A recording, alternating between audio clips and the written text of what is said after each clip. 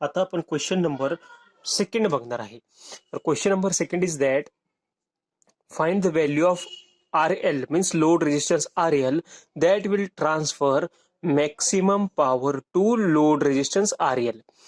या डायग्राम मध्ये एक 100 व्होल्टचा व्होल्टेज सोर्स आहे, एक 8 ओहमचा रेजिस्टन्स आहे, त्याच्या शेजारी इंडक्टिव्ह रिएक्टन्स आहे 6 ओहमचा आणि पुढं एक रेजिस्टन्स लावलाय. तर हा 100 व्होल्टचा व्होल्टेज सोर्स ज्यावेळी इकडे पॉवर प्रोव्हाइड करेल, ज्यावेळी इकडे पॉवर सप्लाय करेल, त्यावेळी या RL ला मॅक्सिमम पॉवर कधी जाईल, त्यावेळी RL ची व्हॅल्यू काय असली पाहिजे. तर तो प्रश्न आपल्याला विचारलाय, म्हणजे सेम प्रिव्हियस क्वेश्चन सारखा. फक्त डिफरन्स काय प्रिव्हियस क्वेश्चन आणि यामध्ये, तर डिफरन्स हा आहे की इथे एक इंडक्टिव्ह रिएक्टन्स दिलाय. ठीक आहे, तर हा इंडक्टिव्ह रिएक्टन्स तुम्हाला कॉन्सेप्ट मी सांगतो. हा एक इंडक्टर असतो सर्किटमध्ये. इंडक्टरमुळे काय होतं की एक इंडक्टिव्ह रिएक्टन्स तयार होतो, म्हणजे हा पण करंटच्या अपोजिशनला, करंटच्या फ्लोला अपोज करण्याचं काम करतो. याबद्दल तुम्हाला आणखीन जास्त इन्फॉर्मेशन सिंगल फेज एसी मध्ये मी हे पूर्ण इन डेप्थ एक्सप्लेन केलेले आहे. तुम्ही जसं जसं पुढे बघाल त्यावेळी तुम्हाला एक्सेल बद्दल आणखीन इन्फॉर्मेशन क्लिअर होईल. ठीक आहे, तर तुम्ही आतापर्यंत फक्त हे लक्षात ठेवा की रेजिस्टन्स आणि हा जो दाखवलाय हे जे साईन आहे ते आहे रिएक्टन्सचं. तो एका इंडक्टरमुळे तयार झालेला जो अपोजिशन असतं त्याला इंडक्टिव्ह रिएक्टन्स म्हणायचा, आणि तो दिलाय 6 ओहमचा. एक 100 व्होल्टचा सोर्स आहे. तर हा RL ची व्हॅल्यू काय असली पाहिजे. तर हा क्वेश्चन यासाठी घेतलाय की मॅक्सिमम पॉवर ट्रान्सफर मधली ही आहे केस नंबर सेकंड. नाव केस नंबर सेकंड म्हणजे काय, पहिली केस काय होती की त्यामध्ये सर्किटमध्ये फक्त रेजिस्टन्सेस कनेक्टेड होते, त्याच्यामध्ये रिएक्टन्सेस कनेक्टेड नव्हते. आता आता सर्किटमध्ये रिएक्टन्सेस कनेक्ट केलेले, त्यामुळं कसं त्याचं बिहेवियर चेंज होणार, या RL ची व्हॅल्यू कशी चेंज होणार. का RL ची व्हॅल्यू ही फक्त रेजिस्टन्स सारखी 8 ओहमच राहणार की काही व्हॅल्यू चेंज होणार. तर जसं आपण आतापर्यंत बघितलं, आता आपण काय करायचं, आपल्याला RL काढायचंय. मग मी काय करणार, व्होल्टेज सोर्सला शॉर्ट सर्किट करणार, जस्ट लाईक दिस. व्होल्टेज सोर्स काय झाला आपला, शॉर्ट सर्किट झाला. हा रेजिस्टन्स आहे तसा, हा इंडक्टन्स आहे तसा, आणि इकडून आपल्याला R इक्विव्हॅलंट फाइंड आउट करायचा. काय काय इक्विव्हॅलंट फाइंड आउट करायचा, R इक्विव्हॅलंट. आता हा किती आहे, R इक्विव्हॅलंट और Z इक्विव्हॅलंट. नाव आता यामध्ये काय आहे की R आणि X या दोन्ही टर्म आहे, त्यामुळे आपण Z इक्विव्हॅलंट फाइंड आउट करणार. फक्त जर R असेल तर R इक्विव्हॅलंट फाइंड आउट करायचा. हा 8 ओहम आणि हा 6 ओहमचा. ठीक आहे, नाव हे कोणत्या फॉर्म मध्ये झालं, X प्लस IY या फॉर्म मध्ये येणार. म्हणजेच काय असतं, झेड म्हणजे काय असतो, इम्पिडन्स असतो. झेड म्हणजे काय असतो, इम्पिडन्स असतो. तर इम्पिडन्स ह्याला आपण अगेन कसं लिहितो, X plus IY means R plus JX. ठीक आहे, R म्हणजे रेजिस्टन्स प्लस J आणि रिएक्टन्स, ह्यालाच या दोघांच्या कॉम्बिनेशनला आपण इम्पिडन्स म्हणतो. Now impedance will be what, Z is equals to what, 8 plus R म्हणजे 8 plus JX. X is what, 6 ohm, J6.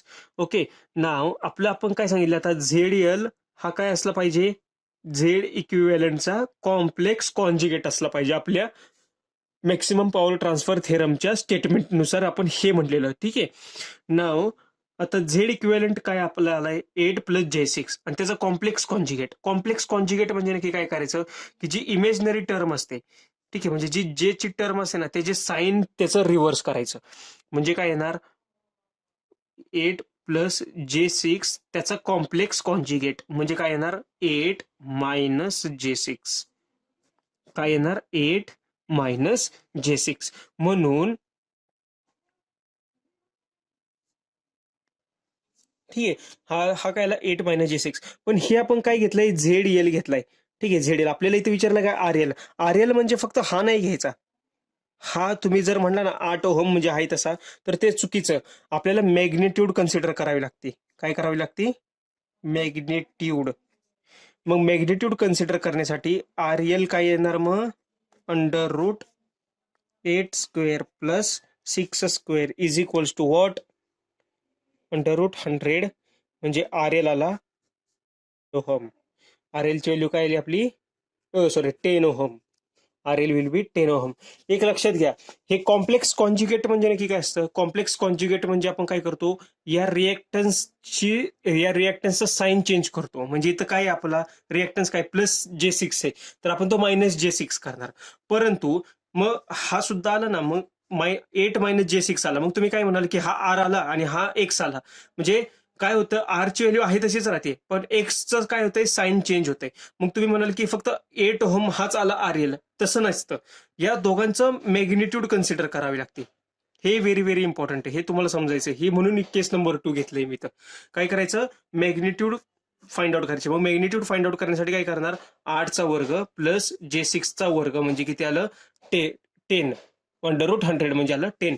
म्हणजेच काय होतं, आलं लक्षात. तर ही आहे केस नंबर 2, की यामध्ये आपण काय करणार, फक्त ज्यावेळी आरएल असेल, आपल्याला आरएल फाइंड आउट करायचा आहे. आणि गिवन मध्ये आपल्याकडे काय दिले, आरएस आणि एक्सेस. आरएस म्हणजे सोर्सचा रेजिस्टन्स, एक्सेस म्हणजे सोर्सचा रिएक्टन्स. हे जर दोन गिवन असतील आणि आपल्याला फाइंड आउट करायचंय फाइंड आरएल, त्या केसला आपण काय करणार, √RS चा स्क्वेअर प्लस एक्सेसचा स्क्वेअर. शॉर्ट फॉर्म मध्ये एवढं फक्त तुम्ही नोट डाऊन करून घ्या, झालं. या व्हॅल्यूला आपल्याला मिळणार मॅक्सिमम पॉवर ट्रान्सफर. ठीक आहे, तर हा व्हेरी व्हेरी इम्पॉर्टंट. ही आहे केस नंबर 2. ठीक आहे. तर आता सपोज जर यामध्ये विचारलं की आरएल ला मॅक्सिमम पॉवर ट्रान्सफर किती होते, तर ते कसं काढणार. तर एक लक्षात घ्या, हा थोडासा मोठा क्वेश्चन बनतो, लेंदी क्वेश्चन. त्यामुळे या टाईपचे एवढे लेंदी क्वेश्चन्स तुम्हाला नाही विचारणार, तरी सुद्धा आपण एकदा थेरी त्याची समजून घेऊ. आता जसं तुम्ही बघितलं, आरएल ची व्हॅल्यू काय हवी आपल्याला, 10 ओहम. म्हणजे हा आरएल किती आला, 10 ओहम, बरोबर.